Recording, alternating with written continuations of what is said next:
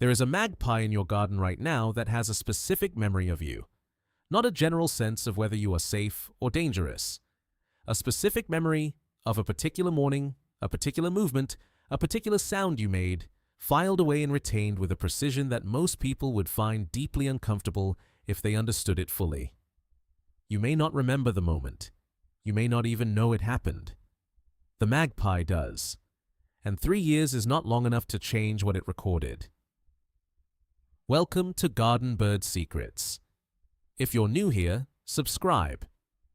Because what you're about to learn will change every morning you spend in your garden. In this video, we're going to cover 5 things that research has established about corvid memory, specifically about the magpie's capacity to remember, to update, and to act on what it knows about individual people. Stay until the end, because the 5th point is the one that changes how you understand every encounter you've had with the bird on your fence. Not just the difficult ones, all of them. The science here is more precise than most people expect, and it starts with something that researchers spent years trying to prove wasn't true. The first thing to understand is that the magpie in your garden is not responding to you as a type of creature, it is responding to you as a specific individual, one it has categorized, assessed, and filed. This was established not with magpies directly, but with their closest relatives. Researchers at the University of Washington, led by Professor John Maslow, designed an experiment that has since become one of the most cited studies in animal cognition research. A group of people wore identical masks, a dangerous mask and a neutral mask, and moved through areas where wild crows lived.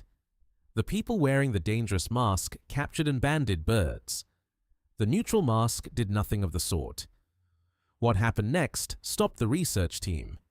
The crows responded with immediate alarm to the dangerous mask, not just to the individual who had worn it, but to anyone who put it on. They scolded from the trees. They followed. They remembered the face that had threatened them, and they responded to it regardless of what body it was attached to. The study ran across multiple years. The recognition did not fade. In your garden, this means the magpie watching you from the fence post has already made a detailed assessment of your face. It is not seeing a person. It is seeing you, the specific individual it has been observing and filing every morning you've appeared in its territory. The file exists. It has existed for longer than you realize. The question that follows naturally is how long this lasts. And the answer is not reassuring if you are hoping that time alone will settle the account. Professor Maslow's team continued monitoring crow populations for years after the original experiment. 5 years after the initial captures, the dangerous mask still generated alarm responses, not just from birds that had been directly handled, but from birds that had never encountered that event personally. The memory had outlasted what most people would consider a reasonable forgetting window. It had, in fact, not faded at all. There is a neurological reason for this. Research from the Comparative Cognition Lab at the University of Cambridge, led by Professor Nicola Clayton, has documented that corvids possess what she describes as episodic-like memory, the capacity to retain not just the fact that something happened, but the specific details of what happened, where it happened, and when. This is not a simple conditioned response. It is something much closer to the way you and I recall a significant event from our past. The structure that supports this, the hippocampus, is, in corvids, proportionally larger than in almost any other bird family. It is built for exactly this kind of long-term, contextual, detailed retention. I want to bring this into your garden with a specific example. Imagine you startled a magpie 3 years ago. Perhaps you opened the back door unexpectedly or moved suddenly near a spot where it was feeding. The moment felt insignificant to you. You forgot it within the hour. The magpie did not. What you registered as an unremarkable Tuesday morning, the bird filed as a data point about your behavior, your unpredictability, your relationship to its space. That data point is still in the file today, and it influences how close the bird will allow you to get every single morning since. But here is what most garden owners never find out. What you did 3 years ago may not only be remembered by the bird that witnessed it, it may have been passed on. In 2012, the University of Washington team published a follow-up to their original mask study. They had noticed something unexpected in the data. Corvid juveniles, birds that had been born after the original capture events, were also responding with alarm to the dangerous mask. These young birds had never personally encountered the event. They had learned it from the adults around them.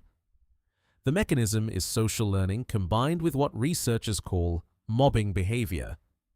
When an adult corvid identifies a threatening individual, it produces a specific alarm call and begins to mob, flying close, scolding loudly, drawing attention. Other corvids observe this response and learn to associate the same reaction with the same face. The information about a specific person spreads through the local population without every individual needing to experience the original event. In your garden, this means something worth sitting with. If the magpie on your fence was born last spring, it may nevertheless have a learned wariness of you, one it received not from its own experience, but from a parent who watched you move through the garden 2 winters ago. You are not unknown to it. You have been introduced. If you've ever stood in your garden and felt genuinely watched, you were not imagining it. Stay with me, because this next part changes everything. The memory does not fade, but it does update. What researchers observed across long-term monitoring is that corvids are not simply recording a fixed verdict about a person and holding to it indefinitely. They are running a continuous reassessment.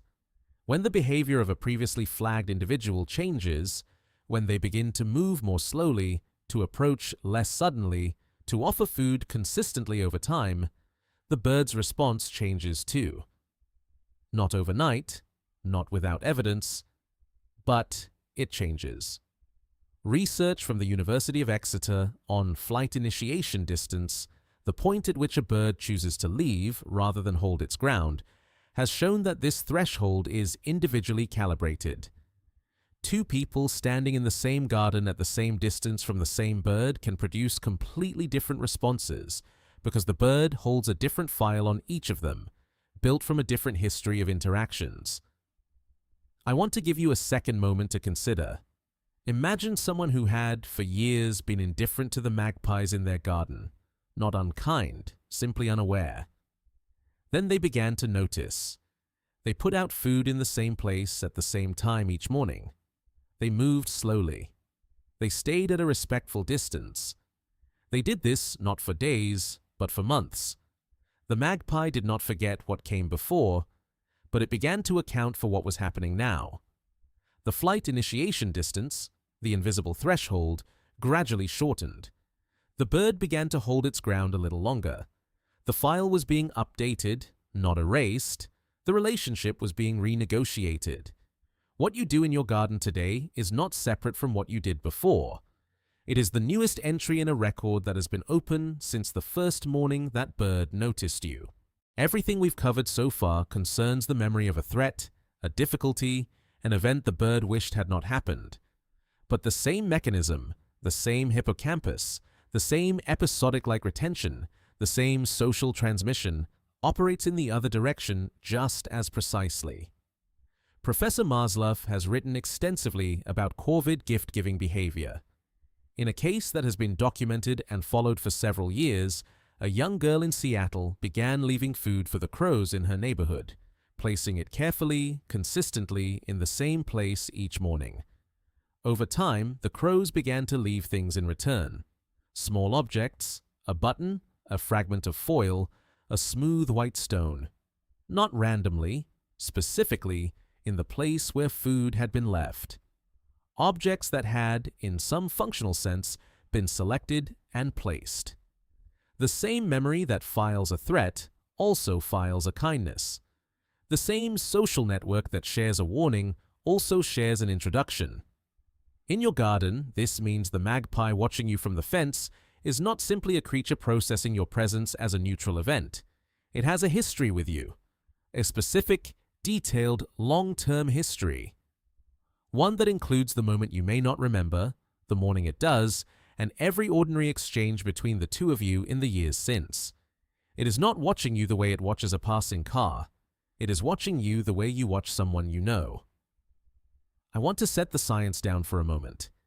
We have spent this video talking about memory as a mechanism, about hippocampal structure and social transmission and flight initiation. Distance. All of that is real. All of it is documented. But there is something underneath it that I think is worth acknowledging directly. There is a creature in your garden that holds a record of you. Not of people like you. Of you, your face, your movements, your patterns, your presence in a specific piece of the world. It has been building that record since the first morning it saw you. It has shared parts of it with others. It will continue updating it every time you appear. Most people move through their gardens without knowing this. They step outside, they attend to whatever needs attending to, and they do not consider that the bird on the fence is doing something far more deliberate than they have assumed. You know now. And knowing changes the ordinary moments. The Tuesday morning with your tea, the evening in autumn when you're clearing leaves and the magpie lands 3 meters away and simply watches, into something they always were, but that you are only now beginning to see. You were always in the file. You just didn't know the file existed. If there is a moment in your garden that this has brought back to you, a morning you didn't think much of at the time, a bird that held its ground a little longer than you expected, something you noticed but couldn't quite name, I'd like to hear it.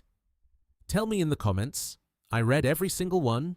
These are the stories I carry with me longest. I'll see you in the garden.